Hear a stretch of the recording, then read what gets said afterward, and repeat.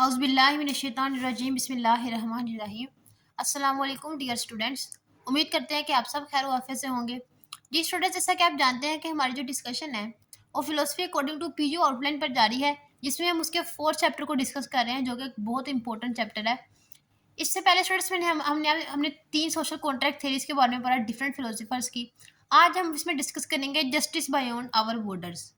अब देखिए students, justice beyond our borders का क्या मतलब है? बायॉन्ड क्या होता है? एक लिमिट से आगे जाना। और आवर बॉर्डर्स मीन्स कि अपने बॉर्डर से बाहर। जस्टिस बियॉन्ड आवर बॉर्डर्स, अपने अपने इर्द गिर्द के इलाके से अलावा कहीं और अपने अपने जस्टिस को प्रोवाइड करना, वहां पे देखना कि वहां पे जस्टिस है या नहीं है।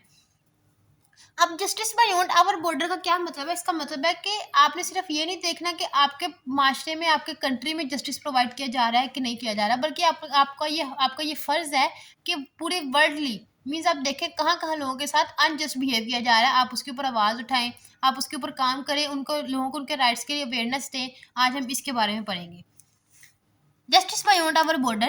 Justice beyond our border refers to the idea that justice is not limited to the people living within a one country or state. Means कि अगर आप जिस कंट्री में रह रहे हैं, सिर्फ आप उसी से बिलोंग नहीं करते कि आपने सिर्फ उसी कंट्री में जस्टिस प्रोवाइड करना है या फिर आपने उसी कंट्री से जस्टिस हासिल करना है।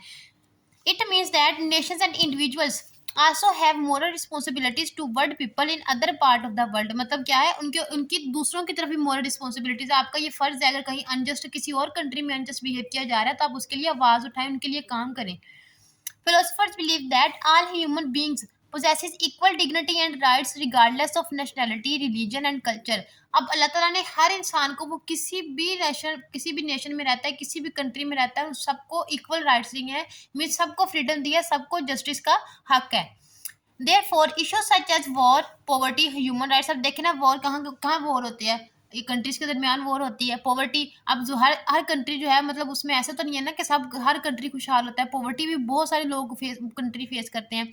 Human rights, refugees and international issues should be judged according to the universal principles.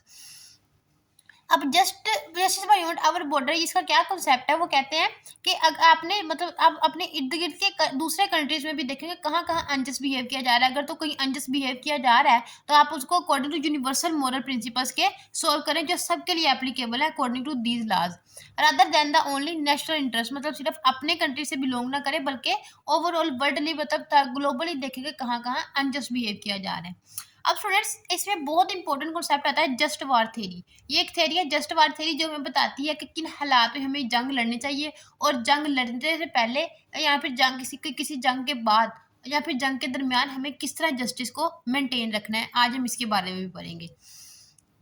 Just war theory, one important philosophical concept connected with the justice beyond our borders is the just war theory। मतलब ये बहुत important concept है जो हमें ये बताता है कि हमें किन हालात में जंग लड़नी चाहिए और जंग लड़ते वक्त हमें क्या रूल्स फॉलो करने चाहिए, जंग से पहले हमें क्या रूल्स फॉलो करने चाहिए।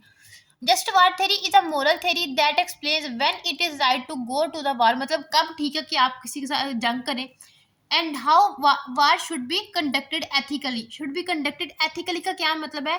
मतलब जो कसूरवार है आप उसको निशाना बनाएं, आप मासूम लोगों को, मासूम बच्चों को, खवातीन को इस तरह मतलब उनको हम नुकसान ना पहुंचाएं। मतलब जिसका कसूर है, जिसके लिए आप जंग लड़ रहे हैं, वो एथिकल कोई रीजन होना चाहिए उसके पीछे। It developed mainly through the ideas of philosophers and the theologians।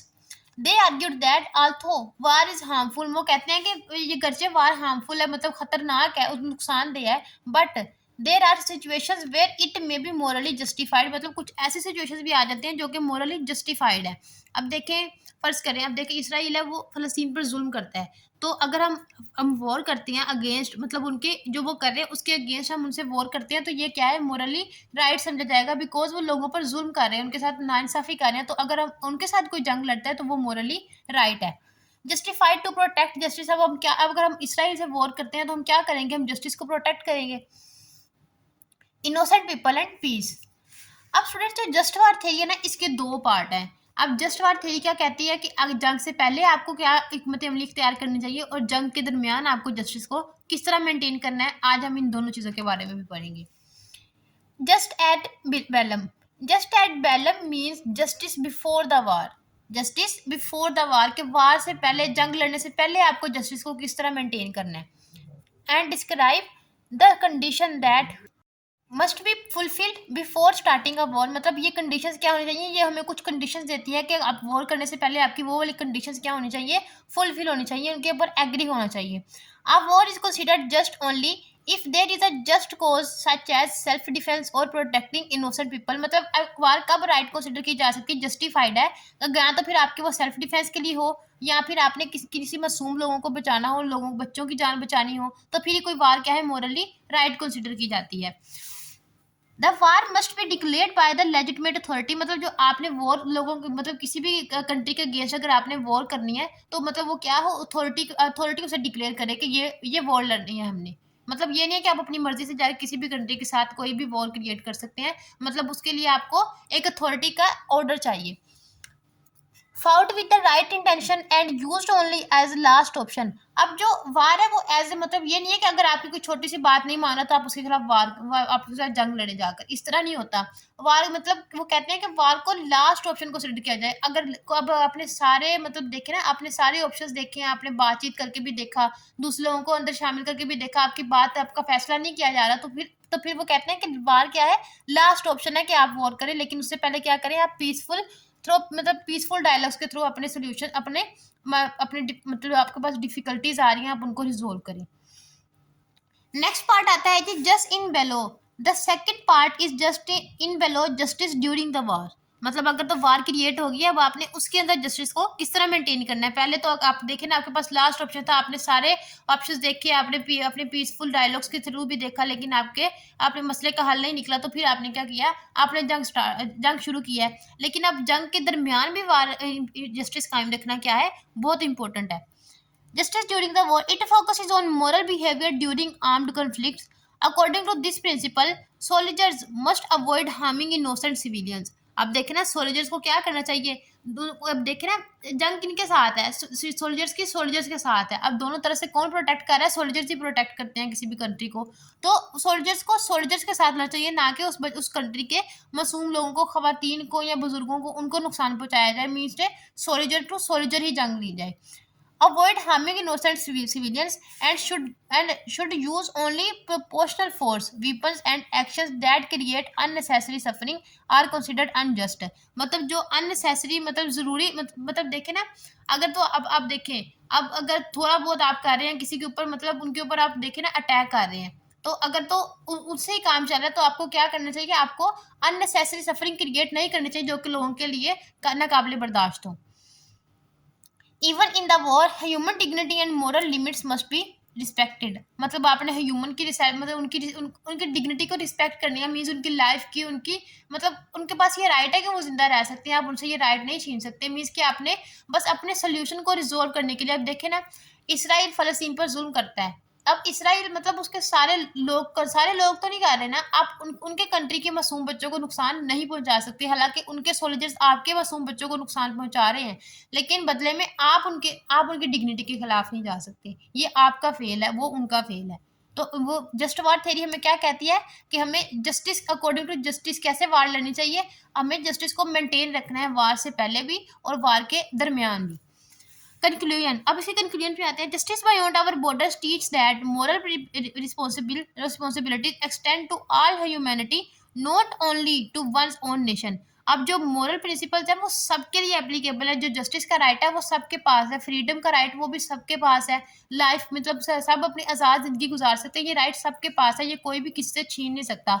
तो हमें ये जस्टिस बियॉन्ड आवर बॉर्डर ये कॉन्सेप्ट हमें क्या बताता है कि हमें जस्टिस को अपने बॉर्डर से हटकर अपने दूसरे कंट्रीज में भी उसको देखना चाहिए, हमें जो दूसरे लोग हैं उनके राइट्स को भी प्रोटेक्ट करना चाहिए according to our nations, means के हम दूसरे स्टूडेंट लोगों को देखें।